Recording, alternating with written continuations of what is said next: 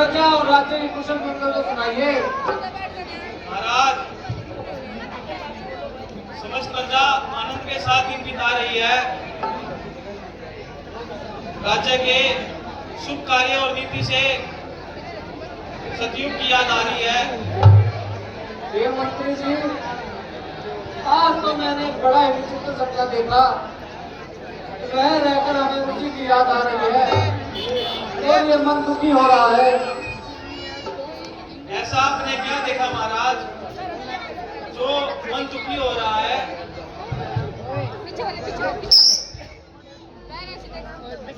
अनोखा सपना देखा रात, अनोखा सपना देखा रात।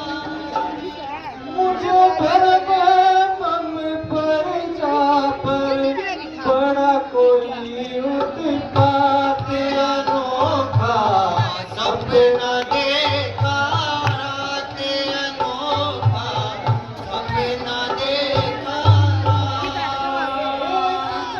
पर्वत के भीतर कौवे चरनिया,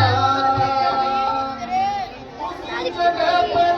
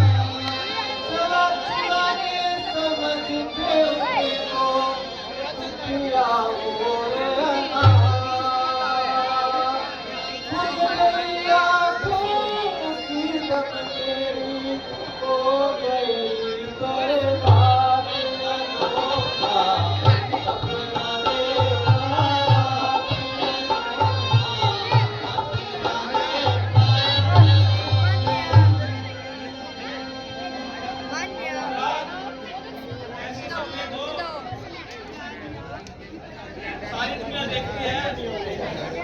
इसमें चिंता की क्या बात है महाराज?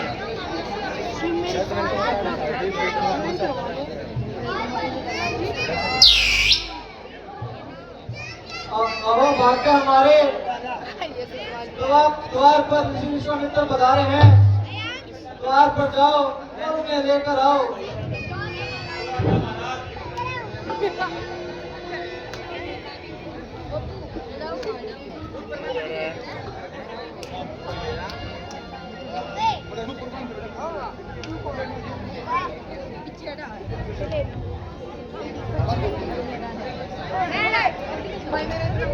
ऋषि विश्वामित्र के चरणों में दशरथ का प्रणाम स्वीकार कीजिए।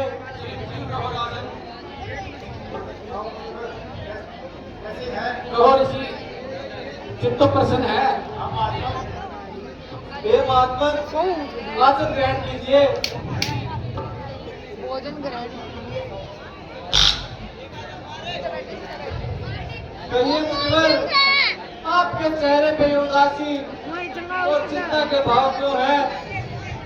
क्या कहूँ राजन, बड़ा ही दुख होता है।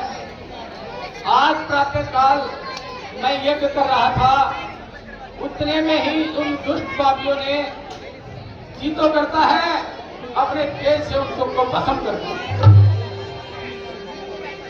आखिर क्या हुआ महाराज? हे राजन, मानस और स्वभाव के साथ साथ उस राक्षसी ताड़का ने सन्यासी जगत में उद्यम मचा रखा है। यज्ञ भी नहीं करने देते और यह सब उस अहंकारी रावण के इशारे पर हो रहा है। तुम क्या चाहते हो? मैं तुम्हारी सीमा से बाहर चला जाऊं? मैं चाहता हूं। नहीं मुनिवर, मैं न्याय करूंगा। देख लो कहीं पछताना ना पड़े। नहीं मुनिवर, मैं न्याय करूंगा। परंतु मैं अब तुम्हें वचनों में बांधना चाहता हूं। हे मुनिवर, मैं प्रतिज्ञा करता हूँ, आज संध्या तक उन राक्षसों का अंत कर दूंगा।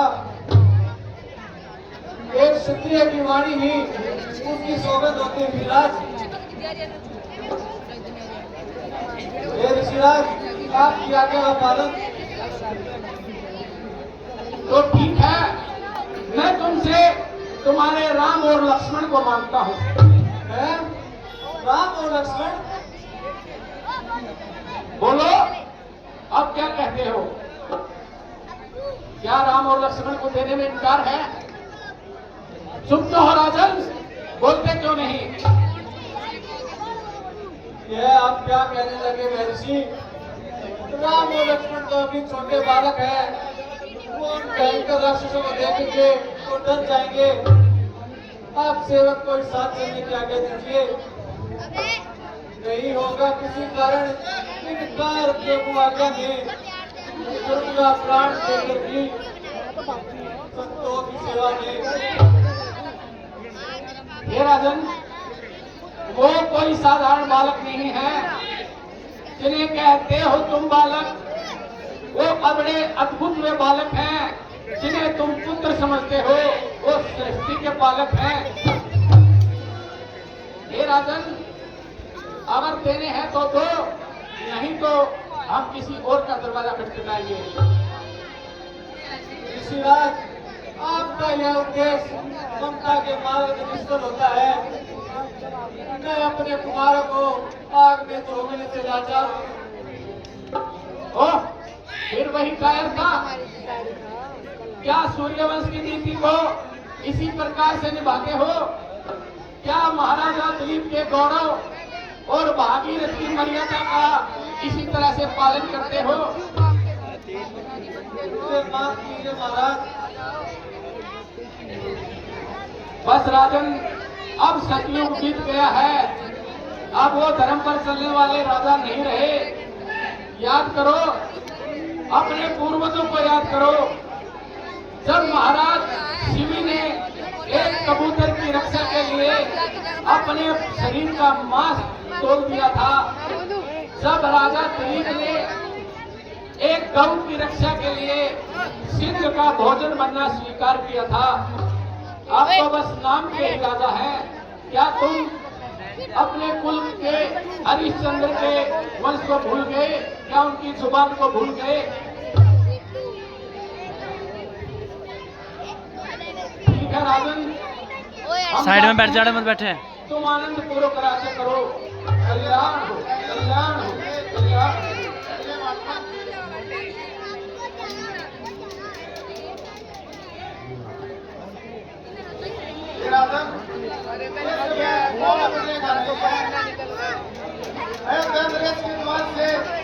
इस प्रकार महर्षि चंद्र खाली आ जाना सौभाग्यवान नहीं है। इसमें लज्जा केवल राजपूत की नहीं है, परंतु सम्मुख सूर्यवंशी है। धर्म पर बलिदान कर नहीं अक्सर किया जाता है। सिद्धार्थ साइड में बैठ जा, और बालक भी देखे। अपने सुकुमारों को बुलाकर साइड में बैठ जा बेटा, साइड में बैठ जा। संभव है पीछे बैठ, पीछे बैठ। भारत के इतिहास में सराहनीय होगा।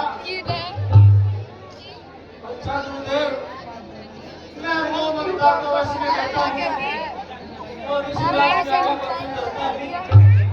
ये मंत्री जी, राजकुमार राम और लक्ष्मण को बुलाइए।